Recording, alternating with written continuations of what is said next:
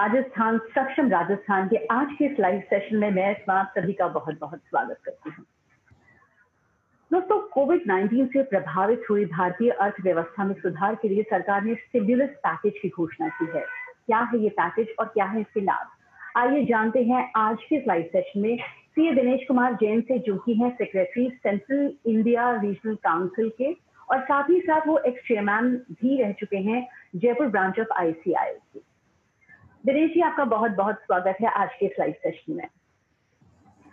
तो बहुत सारे सवाल हैं जो कि हमारे फॉलोअर्स ने यहाँ आपसे जानना चाहा है, क्योंकि आप एक बहुत ही सही, बहुत उपयुक्त जने हैं जो हमें इस बारे में काफी सारी जानकारी दे सकते हैं। तो हमारा पहला प्रश्न जो आ रहा है वो ये है कि अर्थव्यवस्था में सुधार के लिए भारत सरकार ने जो 4,55,000 करोड़ के लोन की घोषणा की है, जिसे हम स्टिमुलस पैकेज भी कहते हैं, ये किस खास श्रेणी के लिए बना हुआ है और इससे किस किस को क्या फायदा पहुंचेगा?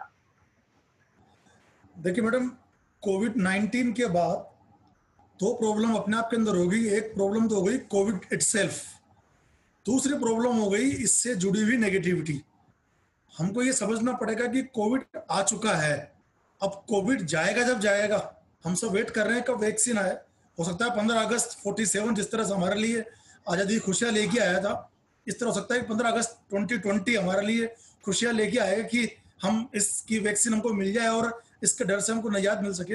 लेकिन इसके साथ साथ ही गवर्नमेंट ने क्या किया मैडम, उनको पता था कि जो आर्थिक गतिविधियां हैं वो इससे बुरी तरह रुक चुकी हुई है, बुरी तरह प्रभावित हो चुकी है। लोगों के पास चूंकि शुरू के 3 महीने 4 महीने तो बिल्कुल लॉकडाउन रहा, लोग कुछ काम कर ही नहीं पाए। जब वो काम करना चालू हुआ तो बट नेचुरल उनकी वर्किंग कैपिटल बहुत बुरी तरह अफेक्ट हो गई। उस वर्किंग कैपिटल को लाइन में लाने के लिए, उस वर्किंग कैपिटल को ईज करने के लिए गवर्नमेंट अलग अलग स्कीम लेके आई। गवर्नमेंट की स्कीम कतई ये नहीं थी कि लोगों को कुछ फ्री बांटा जाए। गवर्नमेंट की स्कीम ये थी कि लोगों को आर्थिक सहायता दी जाए जिससे कि वो वापस अपने आप को खड़ा कर सके, क्योंकि फ्री का कभी कोई अंत नहीं होता है। और अगर आपको उधार पैसा दिया जा रहा है तो आपको दर्द रहेगा कि हम इस पैसे को प्रॉपर यूटिलाइज करें और प्रॉपर यूटिलाइज करके अपने आप को वापस खड़ा कर सकें। और जब आप अपने आप को वापस खड़ा करोगे 100% आप इस देश की इकोनॉमी को भी वापस खड़ा करोगे, क्योंकि कहीं ना कहीं हर हालत में आपका योगदान इस देश की इकोनॉमी के अंदर होगा। तो गवर्नमेंट ने जो स्कीम निकाली, टोटल मिला के 4,55,000 करोड़ के लोन इस पर्टिकुलर स्कीम में है। इसमें से 3 लाख करोड़ रुपए के लोन दिए हैं इन्होंने एमएसएमई सेक्टर को। बेसिकली ये भ्रांति है, सिर्फ एमएसएमई के लिए नहीं है, ये है बेसिकली बिजनेस एंटरप्राइजेस के लिए। जहां पर भी बिजनेस एंटरप्राइजेस इन्वॉल्व है वहां पर ये लोन अवेलेबल है। जरूरी नहीं है उसका रजिस्ट्रेशन एमएसएमई के अंदर हो, जरूरी नहीं है उसका उद्योग आधार हो, जरूरी बस ये है कि वो बिजनेस एंटरप्राइजेज हो। मतलब यदि कोई लोन लिया हुआ है इंडिविजुअल कैपेसिटी में, वो इसमें कवर नहीं होता है। इस 3 लाख करोड़ की खासियत क्या है कि इसमें 100% गारंटी सेंट्रल गवर्नमेंट की है। यानी कि जो बैंक या एनबीएफसी लोन दे रहा है उसको कतई भी वरी नहीं करनी है अगर ये लोन कल को खराब होता है। हम बोलते हैं उसको एनपीए, नॉन परफॉर्मिंग असेट। हाँ, पुराना वाला लोन खराब होता है उसके लिए लायबल बैंक रहेगा, लेकिन जो 20% एक्स्ट्रा दिया गया, यदि वो लोन खराब होता है तो इसके लिए बैंक को टेंशन करने की आवश्यकता नहीं है। इसके लिए गवर्नमेंट गारंटी दे रही है 100%। दूसरा जो इन्होंने दिया वो दिया है 20,000 करोड़ रुपया स्ट्रेस्ड एमएसएमई के लिए। जब मैं आपको समझाऊंगा 3 लाख करोड़ में कौन कौन कवर्ड हो रहा है तब दोनों का फर्क समझ में आएगा। उधर जो मैंने वर्ड बोला है वो मैंने वर्ड बोला है बिजनेस एंटरप्राइजेस या एमएसएमई, और यहाँ मैं वर्ड यूज ले रहा हूँ स्ट्रेस्ड एमएसएमई। वहां पर जो लोग जो इन्वॉल्व है बिजनेस एंटरप्राइजेस, ये वो लोग हैं, मैं यही क्लियर करता हूँ आपको, ये वो लोग हैं जिनका अकाउंट 29 फरवरी को, या आपको डेट ध्यान रखनी पड़ेगी, 29 फरवरी 2020 को इनका अकाउंट या तो था स्टैंडर्ड का मतलब हो गया ये अकाउंट रेगुलर था, या हमारे यहाँ पर एक वर्ड होता है एसएमए। इस एसएमए का फुल फॉर्म होता है स्पेशल मेंशन अकाउंट। यानी वो अकाउंट या तो एसएमए 0 या एसएमए 1। हमारे यहाँ 3 तरह के एसएमए होते हैं, एसएमए 0, एसएमए 1 और एसएमए 2। एसएमए 0 का मतलब ये हो गया कि वो अकाउंट ओवरड्यू है अप टू 30 डेज। एसएमए 1 का मतलब हो गया वो अकाउंट ओवरड्यू है अप टू 60 डेज। एसएमए 2 का मतलब हो गया वो अकाउंट ओवरड्यू है अप टू 90 डेज। और जो ही 90 डेज क्रॉस हो जाते हैं वो अकाउंट बन जाता है एनपीए, नॉन परफॉर्मिंग असेट।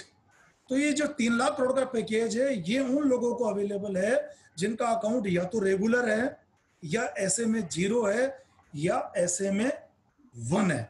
अगर कोई अकाउंट ऐसे में 2 में या एनपीए में आ रहा है, उसके लिए 3 लाख करोड़ रुपए अवेलेबल नहीं है। उसके लिए जो 20,000 करोड़ की स्कीम आई है स्ट्रेस एमएसएमई वाली, उसके लिए वो अवेलेबल है।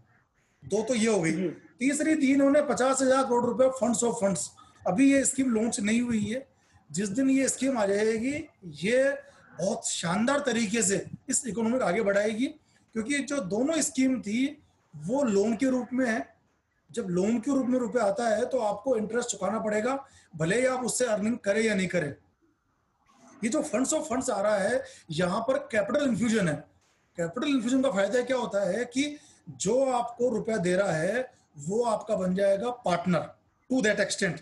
अब पार्टनर अगर बन रहा है तो आपको कमाई हुई तो वो शेयर लेगा, अगर वो कमाई नहीं हुई तो वो शेयर नहीं लेगा। लेकिन in case of interest bearing loan, आपको कमाई हो रही है या नहीं हो रही है, यू हैव टू पे इंटरेस्ट।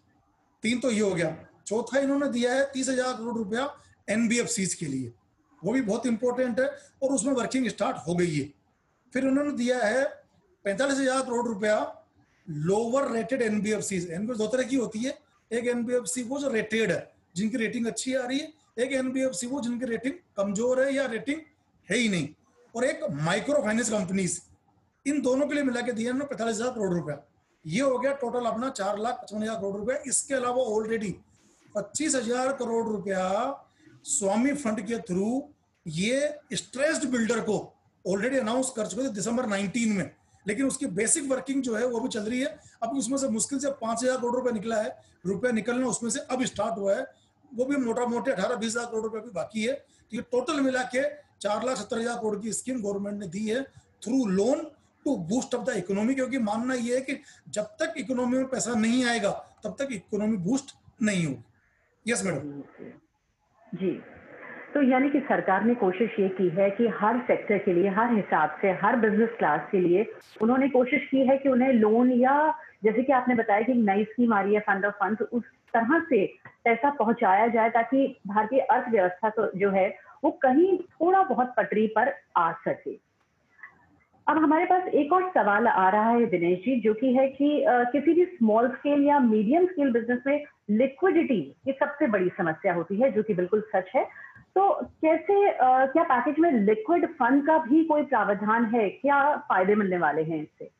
ये लिक्विडिटी के रूप में है मैडम। ये जो GECLS है, जो गवर्नमेंट गारंटी वाली जो स्कीम है, जो गवर्नमेंट इसके अंदर गारंटी दे रही है, या तो आपका वो टर्म लोन होगा बैंक के अंदर या फिर आपकी वो वर्किंग कैपिटल होगी।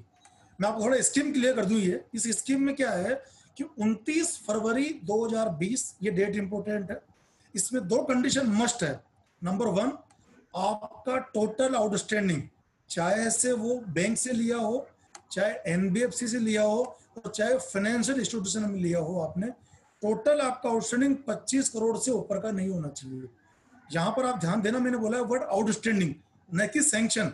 हो सकता है सैंक्शन आपके 100 करोड़ 200 करोड़ रुपए की हो, लेकिन आपका आउटस्टैंडिंग 25 करोड़ से ऊपर का नहीं होना चाहिए। यहाँ पर पब्लिक को ये चीज ध्यान रखनी चाहिए, सिर्फ वही लोन आएंगे जो कि उन्होंने उस बिजनेस एंटरप्राइजेज में ले रखे हैं। यदि उन्होंने कोई लोन अपनी पर्सनल कैपेसिटी में लिया हुआ है, जैसे बेस्ट एग्जाम्पल आपका होम लोन होता है, तो होम लोन आपका होता है पर्सनल कैपेसिटी के अंदर, या आपने कोई पर्सनल लोन लिया हुआ है, वो इस 25 करोड़ का पार्ट नहीं है। दूसरी बड़ी कंडीशन इसकी ये है कि आपका फाइनेंशियल ईयर 2019-20 का टर्नओवर 100 करोड़ से ऊपर का नहीं होना चाहिए। बहुत इंपॉर्टेंट है। लास्ट ईयर आपका चाहे टर्नओवर 500 करोड़ का या 1000 करोड़ का हो, यहाँ कोई फर्क नहीं पड़ता। करंट ईयर का यानी 19-20 का आपका टर्नओवर 100 करोड़ से ऊपर का नहीं होना चाहिए। अब सवाल ये उठता है कि 100 करोड़ डिसाइड कैसे होगा। अच्छी चीज ये गवर्नमेंट इसमें क्लियर कहा है कि जो क्लाइंट है, जो कस्टमर है, यदि वो अंडरटेकिंग दे देता है कि मेरा टर्नओवर 100 करोड़ से ऊपर नहीं जाएगा, तो उस अंडरटेकिंग को बैंक मान लेगा, सब्जेक्ट टू आपको कोई ना कोई डॉक्यूमेंट प्रोड्यूस करने पड़ेंगे। क्योंकि दिसंबर तक की जो जीएसटी रिटर्न हो जा चुकी है वो सफिशिएंट है इसके लिए। इसके अलावा जो आपके बैंक में आते हैं क्रेडिट्स, वो क्रेडिट चेक करके भी जैसा सकता है कि आपका टर्नओवर 100 करोड़ से ऊपर का नहीं है। यहाँ पर प्रॉब्लम वहां पर आएगी जहां पर कोई माइनर डिफरेंस है। मान लीजिए आपका टर्नओवर 99.7 है, 99.9 है, तो बैंक फर्दर कुछ एविडेंस मांग लेगा कि आपका टर्नओवर 100 करोड़ से ऊपर का है या नहीं है। तो दो चीज तो इंपॉर्टेंट ये हो गई कि आपका टर्नओवर 100 करोड़ से ऊपर नहीं होना चाहिए, और आपका जो टोटल आउटस्टैंडिंग है वो 25 करोड़ से ऊपर नहीं होना चाहिए। यदि ये दोनों कंडीशन पूरी हो जाती है तो टोटल आपको जो लोन मिलेगा वो मिलेगा उस आउटस्टैंडिंग का 20%, यानी कि टोटल लोन जो एलिजिबल हो गया वो हो गया 5 करोड़ रुपया। 25 करोड़ मैक्सिमम हो सकता है और 25 करोड़ का 20% 5 करोड़ रुपया। अब यहाँ पर एक और चीज नहीं आती है कि मान लीजिए आपने लोन अलग अलग बैंकों से लिए हुए हैं या अलग अलग एनबीएफसी से लिए हुए हैं, उस केस में क्या होगा, आपके पास दो ऑप्शन है। सपोज करिए आपने 5 डिफरेंट बैंकों से लोन ले रखे हैं, आपके पास दो ऑप्शन है। आप चाहे तो वो पूरा का पूरा 20% एक ही बैंक से अवेल कर सकते हैं, लेकिन उस कंडीशन में आपको बचे हुए चारों बैंकों से एनबीएफसी से लानी पड़ेगी एनओसी कि हमको कोई इसमें ऐतराज नहीं है। और यदि आप चारों से पांचों से अलग अलग लेना चाह रहे हैं फिर कोई इश्यू है ही नहीं, आप पांचों से अलग अलग 20% अवेल कर सकते हैं। कंडीशन वही है 25 करोड़ और 100 करोड़, और आपका जो अकाउंट है या तो वो होना चाहिए स्टैंडर्ड, या वो ऐसे में 0 या ऐसे में 1 होना चाहिए। अब इस स्कीम की आपको बताऊं खास बात और क्या क्या है। इस स्कीम के अंदर जो आप लोन ले रहे हो इसमें कोई प्रोसेसिंग फीस नहीं है। बहुत इंपॉर्टेंट चीज है मैडम, कोई प्रोसेसिंग फीस नहीं है, कोई प्रीपेमेंट चार्जेस नहीं है। दो चीज इंपॉर्टेंट। तीसरी इसके अंदर एक और इंपॉर्टेंट चीज है कि जो आप नया लोन मांग रहे हो उसके लिए कोई भी आपसे एडिशनल कोलेट्रल नहीं मांगी जाएगी। जो पुरानी कोलेट्रल है उस पे तो आपका मॉर्गेज एक्सटेंड होगा। आई रिपीट, यहां पर लोग कंफ्यूज्ड हैं। जो आपने पुरानी कोलेट्रल दी हुई है चाहे कितने की भी हो उस पे आपका मॉर्गेज एक्सटेंड होगा, लेकिन नई कोलेट्रल इस पर्टिकुलर लोन के लिए आपसे नहीं मांगी जाएगी क्योंकि इसके अंदर गवर्नमेंट की गारंटी है। अब एक और इंपॉर्टेंट चीज कि जो आपने नया लोन लिया इसका रिपेमेंट पीरियड क्या होगा। नए लोन का जो रिपेमेंट पीरियड है वो क्या है कि टोटल मिला के इसका पीरियड 4 साल का है। 1 साल के लिए सिर्फ आपको देना है interest. It is called moratorium period. You are required to pay only interest. अगले 3 साल में ये कन्वर्ट हो जाएगा WCTL, working capital term loan, यानी आपको 3 साल में विद इंटरेस्ट इसको इक्वल इंस्टॉलमेंट में पे करना है। अब सवाल ये उठ रहा है कि फायदा कैसे हुआ। फायदा हुआ, अगर आप 6 महीने बिल्कुल काम करने में असक्षम थे या आपने काम नहीं किया तो बट ने जो आपने जो बोला ना कि उसकी जो लिक्विडिटी बिल्कुल खत्म हो गई, तो वो जो 20% के थ्रू उसकी लिक्विडिटी वापस आ गई और वो इस पोजीशन में आ गया कि वो कहीं ना कहीं अपना काम स्टार्ट कर सके। और अब ये कोविड जिंदगी में तो रहेगा नहीं, वैक्सीन भी इसकी आ जाएगी, तो आपको पीरियड इसलिए दिया हुआ है कि आप अपने 12 महीने के अंदर 1.5 साल के अंदर अपने आप को रिकवर करके और वापस धीरे धीरे इसका रिपेमेंट कर दे। एक और अच्छी चीज इसकी है मैडम, इसका जो रेट ऑफ इंटरेस्ट है ये बहुत कम है। मैक्सिमम केसेस के अंदर जो आपने पहले लोन लिया हुआ है उससे भी इसमें कम रेट ऑफ इंटरेस्ट आ रही है, जैसे 7.5% के आसपास रेट आ रही है, तो 7.5 is a very lesser rate in present scenario. Yes madam. जी दिनेश जी, हम देखते हैं कि देश के विकास में इसमें योगदान के लिए देखा जाए तो MSME की एक बहुत ही महत्वपूर्ण भूमिका होती है। तो यहाँ हमारा सवाल एक फॉलोअर का आ रहा है कि भारत का MSME क्षेत्र लगभग 6.25 करोड़ लोगों को रोजगार प्रदान करता है। तो क्या उनके लिए ये वक्त निश्चित है बहुत ही मुश्किल है, ये पैंडेमिक का जो वक्त है, तो क्या MSME क्षेत्र में कार्यरत लोगों को इस पैकेज से वाकई कोई सहायता मिलेगी? मैडम थोड़ा सा मैं आपको एक बार करेक्ट कर दूं, ये जो 6.25 करोड़ आपने फिगर बोले हैं, 6.25 करोड़ लोग नहीं मैडम, 6.25 करोड़ MSME यूनिट है। और एक MSME यूनिट के अंदर ये मान के चलिए उसकी पूरी फैमिली, उसके बहुत सारे लेबर, उसके बहुत सारे सप्लायर, वो बहुत सारे लोग जिनको वो माल बेच रहा है उस माल को वो आगे बेच रहे हैं। तो आप ये मान के चलेंगे 6.25 करोड़ जो यूनिट है ये कम से कम 25 करोड़ लोगों को सर्व करती है। कम से कम बिल्कुल, उनसे जुड़े हुए और भी ऐसे लोग हैं जो इससे प्रभावित हो रहे हैं, इससे प्रभावित डायरेक्टली और इनडायरेक्टली, बिल्कुल, क्योंकि उसकी फैमिली डायरेक्टली प्रभावित है। जिन जिन लोगों को उसने रोजगार दिया हुआ है, चाहे उसके यहाँ वो एम्प्लॉई है चाहे उसके यहाँ लेबर है, जिन लोगों से वो माल खरीद रहा है वो भी डायरेक्टली अफेक्टेड हो गए, जिन लोगों को वो माल बेच रहा है वो भी डायरेक्टली उससे अफेक्टेड हो गए। तो MSME कम से कम भारत देश में हमारी आर्थिक रूप से रीढ़ की हड्डी है। ये जो MSME यूनिट्स हैं ये ही इस देश का आधार स्तंभ है। हमारे यहाँ पर दो ही चीजें हैं, या तो कृषि प्रधान देश है, लेकिन चूंकि कृषि पूरी मानसून पर निर्भर हो गई और आजकल ये टिड्डी दल का नया प्रकोप हो गया। पहले कम से कम सुना नहीं था हमने, जिस लेवल पर टिड्डी दल आते हैं और पूरी पूरी फसलों खराब कर देते हैं, तो ये भी प्राकृतिक आपदा हो गई। और जो बारिश है अगर वो ज्यादा हो गई तो प्राकृतिक आपदा है, और वो बिल्कुल कम हुई जो अकाल पड़ गया वो भी एक प्राकृतिक आपदा है। लेकिन फिर भी हमारे गांवों की बहुत संख्यक किसान जो हैं वो कृषि पर आधारित है। और दूसरा जो बड़ा आधार हमारा है वो हमारा एमएसएमई है, क्योंकि एमएसएमई के थ्रू आदमी इंडिपेंडेंट हो रहा है। और पर्टिकुलरली जहां मोदी ये सपना, अब जो नई बात हम कह रहे हैं आत्मनिर्भर भारत, ये जो आत्मनिर्भर भारत का जो मेन धुरी है, मेन आधार है, वो हमारी एमएसएमई है। अगर आपने सुना हो, डेली न्यूज में आ रहा है आजकल, यूपी के अंदर एक टॉयज का अलग से हब बनाया जा रहा है। अभी एक पर्टिकुलर न्यूज में कल ही देख रहा था, किसी पर्टिकुलर बंदे ने 2 लाख टाइप के टॉयज नए बना दिए। अब आप सोचिए ना, ये सारा काम हमारी एमएसएमई कर रही है।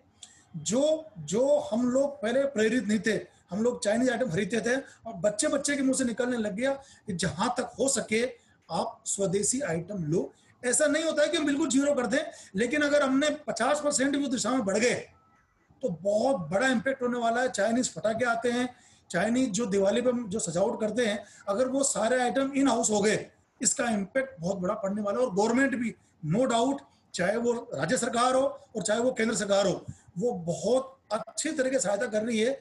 अभी शायद हो सकता है आपको आइडिया हो या नहीं हो, एक राजस्थान के अंदर भी मुख्यमंत्री लघु उद्योग प्रोत्साहन योजना आई है। बहुत बढ़िया योजना है मैडम, और 10 करोड़ तक के लोन के ऊपर इवन 8% इंटरेस्ट तक की सब्सिडी मिलती है। यदि आपने लोन लिया 8% के ऊपर, और अगर आप 6% सब्सिडी के अंदर फॉल कर गए, तो 8 में से 6 दे दिया गवर्नमेंट ने, you are required to pay only 2%। तो 2% इंटरेस्ट रेट के ऊपर तो एक तरह से पैसा वो फ्री में मिल गया। तो दोनों, चाहे राज्य सरकार चाहे केंद्र सरकार, एमएसएमई यूनिट के प्रोत्साहन के लिए बहुत सारे काम कर रही है। Yes madam. जी, तो सरकार ने देखा गया है दिनेश जी कि एमएसएमई की परिभाषा को थोड़ा बदल दिया है, और आपने भी जैसा कि कहा कि एमएसएमई आधार है, तो इस बदले हुए परिवेश में किसको क्या फायदा मिलने वाला है? ये मैडम आपने बहुत रिलेवेंट क्वेश्चन पूछा है।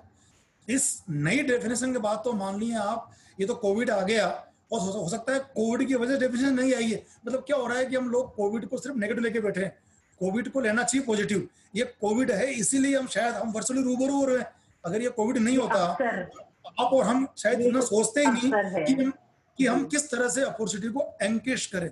घर बैठे हुए लोग, मतलब जो लोग घर बैठे हुए हैं, नो डाउट हो सकता है कि वो काम नहीं कर रहे हो, लेकिन इस दौरान जो आपकी नेटवर्किंग बढ़ी है, जो आपकी कनेक्टिविटी बढ़ी है, वो शायद कभी आप सोच ही नहीं पाए थे। पहले आपकी लाइफ थी, घर से निकले, ऑफिस गए या दुकान गए, दुकान पे काम खत्म किया, घर आ गए, रोटी खाई, सो गए, और next day and so on. अब घर बैठे बैठे आप इतनी कनेक्टिविटी, इतनी नेटवर्किंग की बातें कर रहे हो जिसकी कोई कल्पना नहीं है। तो जो नई डेफिनेशन आई है ये उसी को आगे बढ़ा रही है।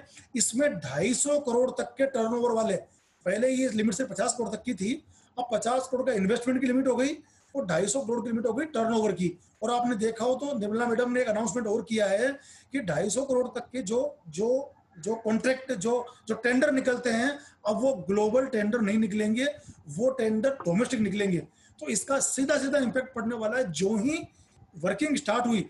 नो डाउट थोड़ा टाइम लगेगा, ऐसा नहीं होगा कि कोई स्पीड फुल आ जाएगी एकदम से, लेकिन जो जो स्टार्ट हो, अब आप लोग देख रहे हैं लोग कोरोना के साथ काम करने के हैबिचुअल हो चुके हैं, अपनी पूरी सावधानी से लोग काम कर रहे हैं। जहां जहां पर सावधानी नहीं है वहां लोग तकलीफ पा रहे हैं, लेकिन अगर आप केयरफुली काम कर रहे हो तो शायद आपका काम भी हो रहा है और कोरोना से हम बच भी पा रहे हैं। तो ये जो नई डेफिनेशन है, या आप मान के चले अगले 6 महीने में इस इंडस्ट्री को इतना बूस्ट देगी जो शायद पिछले 60-70 सालों में हमने कभी सोचा भी नहीं होगा। जी जी, यानी सरकार तो सुविधाएं दे ही रही है, लेकिन साथ साथ हमें अपनी समझदारी की भी जरूरत है। लेकिन ऐसे में दिनेश जी, कई बार ऐसा देखा गया है कि सरकार ने योजनाएं बहुत सारी बना दी, लेकिन आम जन को उसकी जानकारी नहीं मिल पाती है। तो ऐसे में कुछ बताएं हमें कि कहाँ संपर्क करें आम आदमी, कहाँ से उन्हें पूरी जानकारी, सही जानकारी मिल सकती है और पूरी तरह से इसका लाभ उठाया जा सकता है? मैडम आपने ये भी बहुत बढ़िया रिलेवेंट क्वेश्चन पूछा है। अभी 2 दिन पहले मैंने व्हाट्सएप पे देखा था, व्हाट्सएप क्या आजकल बहुत बड़ी यूनिवर्सिटी हो गई अपने आप के अंदर, तो उसमें लिखा हुआ था कि यदि आप बिना कंसल्टेंट के कुछ काम करते हैं तो उसका मतलब ये हो गया कि आपको फीवर हो गया और बिना डॉक्टर से पूछा आपने गोली ले ली, यदि बिना डॉक्टर से मेडिसिन लेंगे जो जो उसका हालत होगी वही हालत यहाँ पर होने वाली है। आप कंसल्टेंट से बात करिए। कंसल्टेंट से बात करना आपका इन्वेस्टमेंट है, उसको आप एक्सपेंडिचर मत मानिए, क्योंकि कंसल्टेंट को मालूम है कि यदि मैंने प्रॉपर कंसल्टेंसी दी है तो ही मेरा काम आगे बढ़ पाएगा, तो ही मुझे फीस मिल पाएगी। आप अपने आप को सब कुछ मत समझिए। देखिए, इंटरनेट आज की तारीख में इतना बड़ा साधन हो चुका है जिसकी कोई कल्पना नहीं है। आप गूगल पे टाइप कीजिए, सब कुछ अवेलेबल है।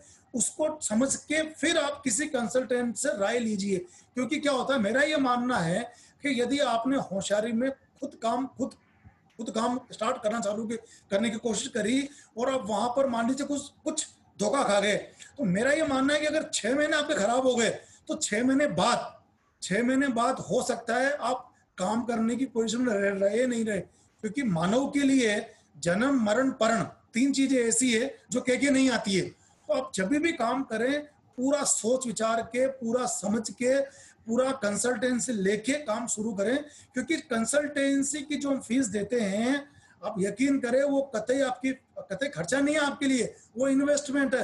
कंसल्टेंट को ये मालूम है कि मेरी कंसल्टेंसी से ये बंदा आगे बढ़ेगा और ये बंदा आगे बढ़ेगा तो ये 4 लोगों को और कहेगा।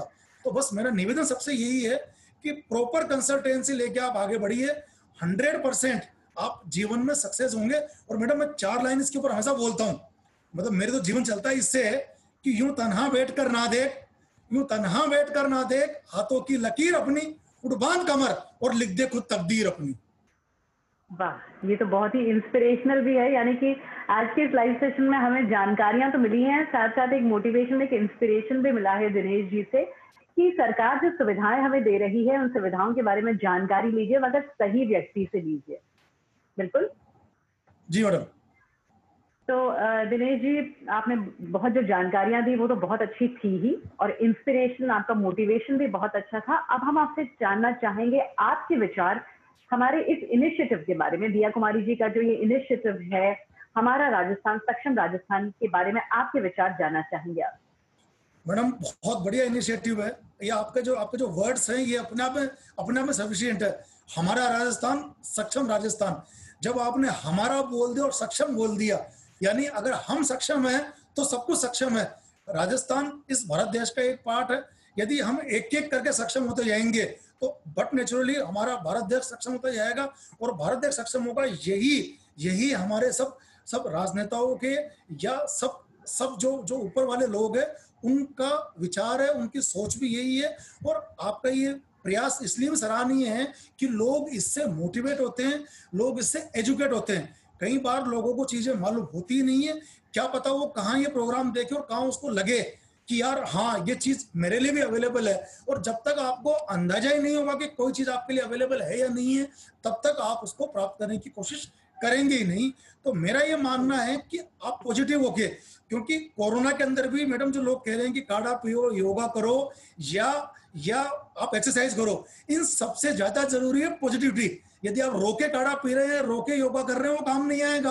काम आएगा आपकी पॉजिटिविटी। यदि आप पॉजिटिव हैं तो वो काढ़ा भी आपका डबल होके काम करेगा। तो ये आपके विचार बहुत पॉजिटिव हैं, जिस वे में आप लोग आगे बढ़ रहे हैं। ईश्वर हमारी राजस्थान की और भारत देश को और पूरे विश्व का भला करे। बिल्कुल जय हिंद, जय कहा आपने कि जी, जानकारी जरूरी है और उसके साथ साथ पॉजिटिविटी, सकारात्मकता बहुत ज्यादा जरूरी है। आपका बहुत बहुत धन्यवाद दिनेश जी कि आपने जानकारियां तो हमें दी ही, और साथ ही साथ आगे बढ़ने के लिए जो जज्बा आपने दिया है वो तो बहुत ही शानदार और सराहनीय है। आपका बहुत बहुत धन्यवाद। Thank you.